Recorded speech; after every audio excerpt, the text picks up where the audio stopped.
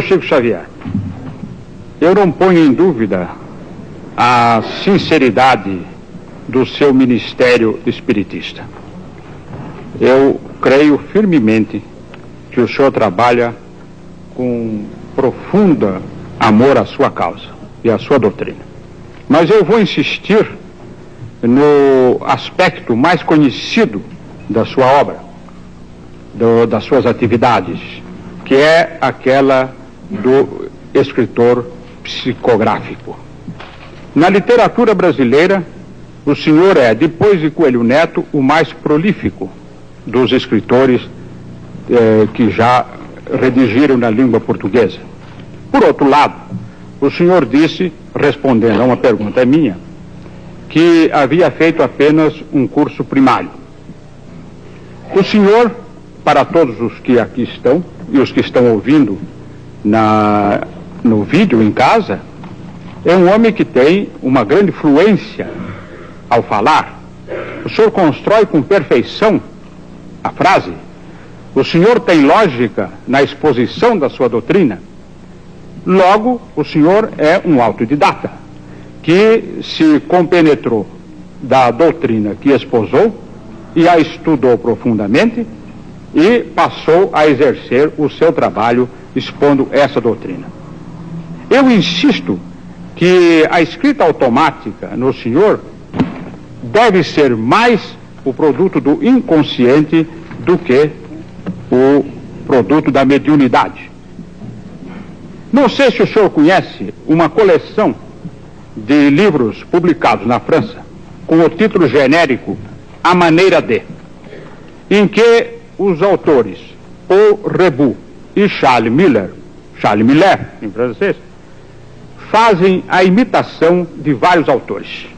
Por exemplo, Marcel Proust, cujo centenário acaba de passar, se o senhor ler uma página de Marcel Proust e uma página do livro A Maneira de, não distinguirá, ainda mesmo que tenha profundo conhecimento do estilo de Marcel Proust. É, portanto, esta é uma imitação consciente. Eu tenho para mim que o senhor, ao redigir os livros psicografados, agiu sob o impulso do inconsciente. O meu ex-antigo companheiro de imprensa, e caro companheiro de imprensa, Herculano Pires, cuja inteligência brilhante eu sempre respeitei e sempre aplaudi, criou um embaraço para a minha pergunta, ao falar em 400 autores que o senhor teria citado. Mas citar 40, o senhor citou 400 autores, ou o senhor escreveu a maneira de 400 autores, como escreveu como Humberto de Campos, como Guerra Junqueiro, como Antero do Quental, como Augusto dos Anjos? Creio que o número enunciado pelo casal Stig Roland Ibsen já está superado em mais de 400 comunicantes. Eles escreveram a maneira deles, mas respeito o ponto de vista do senhor, como respeito qualquer homem de ciência que ainda não pôde aceitar, por exemplo, o realismo da mediunidade. Respeito muito, mas continuo acreditando que eles escreveram a maneira deles, porque em algumas centenas, vamos dizer mais de 3 centenas destes 400 e tantos, hoje parece que quase 500, eu não tinha a menor ideia do que eles escreveram. O senhor conhece um caso famoso ocorrido na Inglaterra de escrita psicografada? Uma senhora de nome Travers Smith psicografou a obra de Oscar Wilde.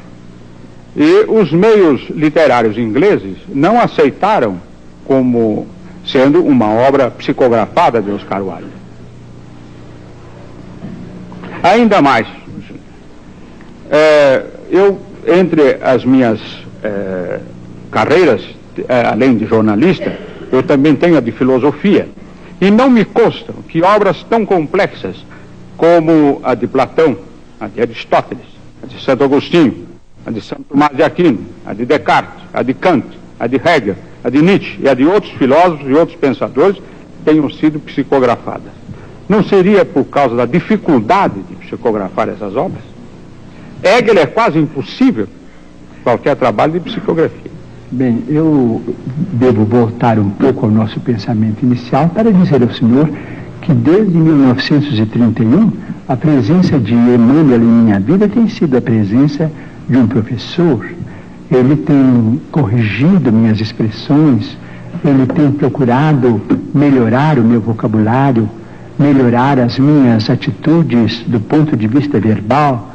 E como o livro estava na frente da presença apagada que eu possa trazer, ele sempre teve muito cuidado em podar tanto quanto possível as minhas impropriedades, que eu sei que são muito grandes. De modo que eu posso declarar de público ao senhor que qualquer estrutura fraseológica mais feliz de que eu possa ser portador, isso se deve à influência de Emmanuel, a presença dele junto de mim, compreendendo a responsabilidade de um programa como este.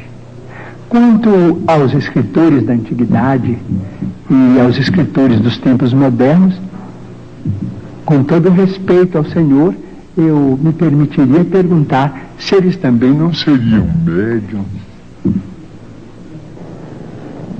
Não cabe a mim responder.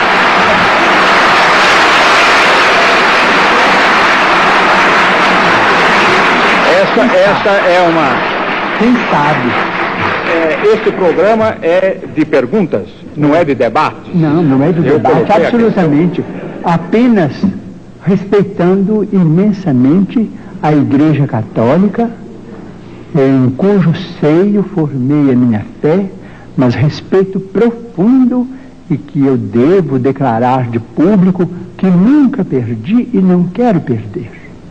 Então eu digo aqui de público, eu não conheço essas obras, mas gostaria de conhecê-las em português.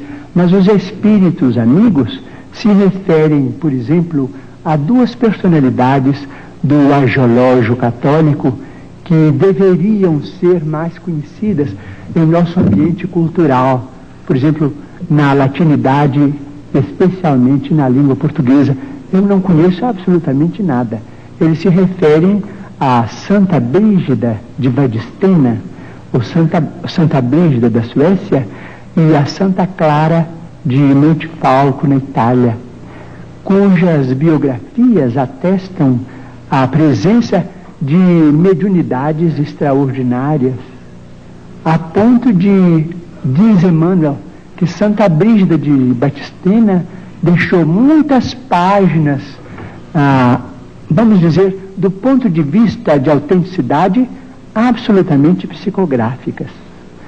Seria muito interessante e estimaria muito conhecer a vida dessas duas grandes figuras da Igreja Católica que eu venero tanto, porque, ao que me parece, pela palavra dos nossos amigos espirituais, foram duas criaturas portadoras de mensagens especiais para os cristãos. Você está no canal Espalhando o Espiritismo. Ajude a levar esse conteúdo para mais pessoas. Clique em se inscrever, ative o sininho e clique em curtir. Deixe também seu comentário.